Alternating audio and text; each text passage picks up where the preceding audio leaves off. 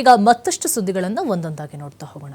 Bagalkot by election BJP ಅಭ್ಯರ್ಥಿ ವೀರಣ್ಣ ಚರಂತಿಮಠ ನಾಮಪತ್ರವನ್ನು ಸಲ್ಲಿಕೆ ಮಾಡಿದ್ದಾರೆ. ಬಳಿಕ ಮಾತನಾಡಿದ ಅವರು ಬಿಜೆಪಿಯನ್ನ ಅತ್ಯಮೂಲ್ಯವಾದ ಮತಗಳನ್ನು ನೀಡಿ ಗೆಲ್ಲಿಸುವಂತೆ ಮನವಿಯನ್ನು ಮಾಡಿದ್ದಾರೆ. ಕೇಂದ್ರ ಸಚಿವ ಜೋಶಿ, ಸಂಸದ ಕಾರಜೋಳ, ಮಾಜಿ ಸಚಿವರಾದಂತಹ ರಾಮುಲು ಹಾಗೂ ರಾಜ್ಯಾಧ್ಯಕ್ಷ ಬಿವೈ ವಿಜೇಂದ್ರ ಅವರ ಸಮ್ಮುಖದಲ್ಲಿ ಮಾರ್ಚ್ 23ರಂದು ಬೃಹತ್ ಕಾರ್ಯಕರ್ತರ ಮೆರವಣಿಗೆಯೊಂದಿಗೆ ನಾಮಪತ್ರವನ್ನು ಸಲ್ಲಿಸುವೆ ಅಂತ ಹೇಳಿದ್ದಾರೆ. ಬಾಗಲಕೋಟೆಯಲ್ಲಿ ಬಿಜೆಪಿಗೆ ಗೆಲುವಿನ ವಾತಾವರಣ ಇದೆ. ಸರ್ಕಾರವೇ ಇಲ್ಲಿ ಠಿಕಾಣಿ ಹೂಡಿದ್ರೂ ಬಿಜೆಪಿಗೆ ತೊಂದರೆ ಇಲ್ಲ. ಅಭ್ಯರ್ಥಿಗಳನ್ನ ಗೆಲ್ಸೋರ ಕ್ಷೇತ್ರದ ಮತದಾರರು ಅಂತ ಹೇಳಿ ವೀರಣ್ಣ ಚರಂತಿಮಠ ಹೇಳಿದ್ದಾರೆ.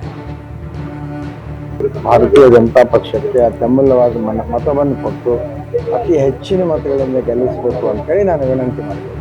24ರ ನಂತರ ನಿಮಗೆ ಗೊತ್ತಾಗತ್ತೆ ಯಾರು ಬರ್ತಾರ ಯಾರು ಬರೋದಿಲ್ಲ. ನೀವೇ ಅದನ್ನ ಕೇಳುವುದಕ್ಕಿಂತ ಖುದ್ದಾಗಿ ಅನುಭವಿಸೋದು ಒಳ್ಳೇದು. ಗೊತ್ತಿದ್ದ ಮುಂದಾನೆ ಕೇಳ್ತೇನೆ. ಇಲ್ಲಪ್ಪ, ನಾ ಏನು ಮಾತುಕತೆ ಆಗಿದೆ. ಭಾರತೀಯ ಜನತಾ ಪಕ್ಷಕ್ಕೆ ದಾವಣಗೆರೆ ದಕ್ಷಿಣ ಕ್ಷೇತ್ರದಿಂದ ಸ್ಪರ್ಧಿಸಲು ಶಾಮನೂರು ಮೊಮ್ಮಗ ಸಮರ್ಥ ನಾಮಪತ್ರವನ್ನ ಸಲ್ಲಿಕೆ ಮಾಡಿದ್ದು, ನಮ್ಮ ಪಾರ್ಟಿ ಕಾರ್ಯಕರ್ತರಿಗೆ ಹಾಗೂ ನನಗೆ ನಂಬಿಕೆ ಇದೆ, ನಮಗೆ ಟಿಕೆಟ್ ಸಿಗುತ್ತೆ ಅಂತ ಸಮರ್ಥ ಹೇಳಿದ್ದಾರೆ. ದಾವಣಗೆರೆಯಲ್ಲಿ ನಾಮಪತ್ರ ಸಲ್ಲಿಕೆ ಬಳಿಕ ಮಾತನಾಡಿದ ಅವರು, ನಮ್ಮ ತಾತ ಮಾಡಿದಂತಹ ಎಲ್ಲ ಕೆಲಸಗಳನ್ನ ನಾನು ಮಾಡ್ತೇನೆ. ಕ್ಷೇತ್ರದಲ್ಲಿ ಅವರು ಮಾಡಿದಂತಹ ಅಭಿವೃದ್ಧಿ ಕೆಲಸಗಳನ್ನ ನಿರ್ವಹಿಸಿಕೊಂಡು ಹೋಗ್ತೇನೆ. ಕಳೆದ 6 ತಿಂಗಳಿನಿಂದ ಕ್ಷೇತ್ರದಲ್ಲಿ ಇದ್ದೇನೆ. ಎಲ್ಲರ ವಿಶ್ವಾಸವನ್ನ ಗಳಿಸಿದ್ದೇನೆ. 100ಕ್ಕೆ 100 ಗೆಲ್ಲುವಂತಹ ಅವಕಾಶ ಇದೆ. ಕ್ಷೇತ್ರದ ಜನ ನಮ್ಮ ಗೆಲುವಿಗೆ ಕಾರಣ ಆಗ್ತಾರೆ ಅಂತ ಸಮರ್ಥ ಹೇಳಿಕೊಂಡಿದ್ದಾರೆ. ಇವತ್ತು 2 ದಿನಗಳು ಕೂಡಿವೆ. ಬಹಳ ಒಳ್ಳೆಯ ದಿನ.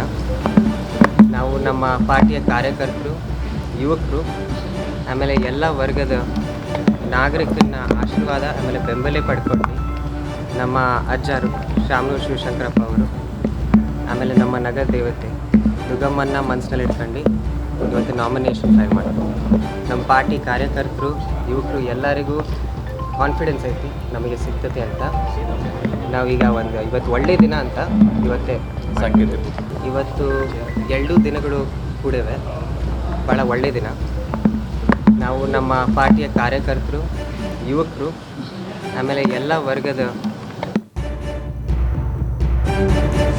ದಾವಣಗೆರೆ, ಬಾಗಲಕೋಟೆ ಕ್ಷೇತ್ರಗಳಿಗೆ ಉಪಚುನಾವಣೆ ಘೋಷಣೆ ವಿಚಾರದ ಬಗ್ಗೆ ಬಿಜೆಪಿ ರಾಜ್ಯಾಧ್ಯಕ್ಷ ವಿಜೇಂದ್ರ ಪ್ರತಿಕ್ರಿಯೆ ಕೊಟ್ಟಿದ್ದಾರೆ. ಕಲಬುರಗಿಯಲ್ಲಿ ಮಾತನಾಡಿದ ಅವರು, 2 ಕ್ಷೇತ್ರದಲ್ಲಿ ನಮ್ಮದು ದೊಡ್ಡ ಮಟ್ಟದ ಗೆಲುವಾಗುತ್ತೆ. ಜನವಿರೋಧಿ ಸರ್ಕಾರದ ವಿರುದ್ಧ ಜನ ಮತ ಚಲಾಯಿಸೋಕೆ ರೆಡಿಯಾಗಿದ್ದಾರೆ. ಆಡಳಿತ ಪಕ್ಷದ ಆಂತರಿಕ ಕಚ್ಚಾಟ ಕ್ಲೈಮ್ಯಾಕ್ಸ್ ಹಂತಕ್ಕೆ ಬಂದಿದೆ.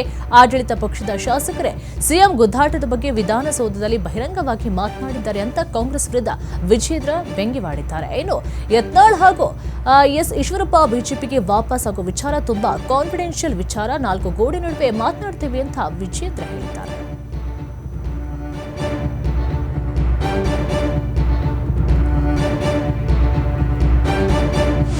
ದಾವಣಗೆರೆ ದಕ್ಷಿಣ ಹಾಗೂ ಬಾಗಲಕೋಟೆ ಕ್ಷೇತ್ರದ ಉಪಚುನಾವಣೆಗೆ ಕಾಂಗ್ರೆಸ್ ಟಿಕೆಟ್ ಘೋಷಣೆ ವಿಳಂಬ ಮಾಡ್ತಾ ಇರುವಂತಹ ವಿಚಾರದ ಬಗ್ಗೆ ಗೃಹ ಸಚಿವ ಪರಮೇಶ್ವರ್ ಪ್ರತಿಕ್ರಿಯೆ ಕೊಟ್ಟಿದ್ದಾರೆ. ಬೆಂಗಳೂರಿನಲ್ಲಿ ಮಾತನಾಡಿದ ಅವರು, ಟಿಕೆಟ್ ಘೋಷಣೆ ಕಷ್ಟ ಏನಿಲ್ಲ, ಗೆಲ್ಲಬೇಕಂತ ಹೇಳಿದ್ರೆ ಚರ್ಚೆ ಮಾಡ್ತಾ ಇದ್ದಾರೆ.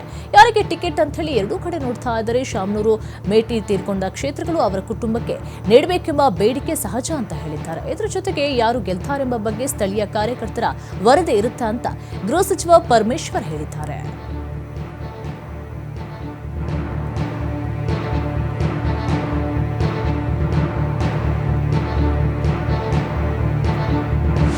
ದಾವಣಗೆರೆ, ಬಾಗಲಕೋಟೆ ಉಪಚುನಾವಣೆಗೆ ಕಾಂಗ್ರೆಸ್ನಲ್ಲಿ ಟಿಕೆಟ್ ಗೊಂದಲ ವಿಚಾರದ ಬಗ್ಗೆ ಸಚಿವ ಎಂಬಿ ಪಾಟೀಲ್ ಪ್ರತಿಕ್ರಿಯೆ ಕೊಟ್ಟಿದ್ದಾರೆ. ಮೇಟಿ ಕುಟುಂಬ ಕೇಳಿದಂತೆ ಶಾಮನೂರು ಕುಟುಂಬವು ಟಿಕೆಟ್ ಅನ್ನ ಕೇಳಿದೆ. ಅಲ್ಪಸಂಖ್ಯಾತ ಸಮುದಾಯವು ಬೇಡಿಕೆಯನ್ನ ಇಟ್ಟಿದೆ. ಅವರು ಕೇಳುವುದರಲ್ಲಿ ತಪ್ಪೇನೂ ಇಲ್ಲ. ಯಾರು ಬೇಕಾದರೂ ಟಿಕೆಟ್ ಅನ್ನ ಕೇಳಬಹುದು. ನಾಮಪತ್ರ ಸಲ್ಲಿಸುವುದು ಕೆಲವೊಮ್ಮೆ ಸಹಜ. ಯಾರೋ ಮುಹೂರ್ತವನ್ನ ಹೇಳಿರ್ತಾರೆ, ಅದಕ್ಕೆ ಬಿ ಫಾರಂ ಇಲ್ಲದೆ ನಾಮಪತ್ರ ಹಾಕಿರ್ತಾರೆ ಅಷ್ಟೇ ಅಂತ ಸಚಿವ ಎಂಬಿ ಪಾಟೀಲ್ ಹೇಳಿದ್ದಾರೆ. ಕಾಂಗ್ರೆಸ್ಗೆ ಯಾರು ಒತ್ತಡ ಹೇರೋದಕ್ಕೆ ಆಗಲ್ಲ, ಬ್ಲಾಕ್ ಮೇಲ್ ಮಾಡೋಕ್ಕೂ ಕೂಡ ಆಗಲ್ಲ ಅಂತ ಹೇಳಿದ್ದಾರೆ. ಅಲ್ಲದೆ ಬಿಜೆಪಿ ಅವರೇನು ಒಮ್ಮತದಿಂದ ಅಭ್ಯರ್ಥಿ ಆಯ್ಕೆಯನ್ನ ಮಾಡಿದ್ದಾರಾ ಅಂತ ಹೇಳಿ ಸಚಿವ ಎಂಬಿ ಪಾಟೀಲ್ ಪ್ರಶ್ನೆ ಮಾಡಿದ್ದಾರೆ.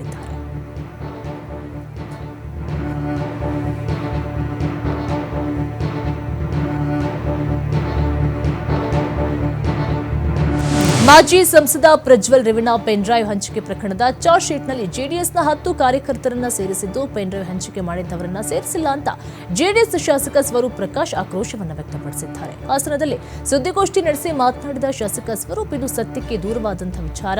ಜೆಡಿಎಸ್ ಕಾರ್ಯಕರ್ತರನ್ನ ಸೇರಿಸಿ ಪೆನ್ಡ್ರೈವ್ ಹಂಚಿಕೆದಾರರ ಪ್ರಮುಖರನ್ನ ಚಾರ್ಜ್ ಶೀಟ್ನಲ್ಲಿ ಸೇರಿಸಿಲ್ಲ. ಮುಂದಿನ ದಿನಗಳಲ್ಲಿ ಕಾನೂನು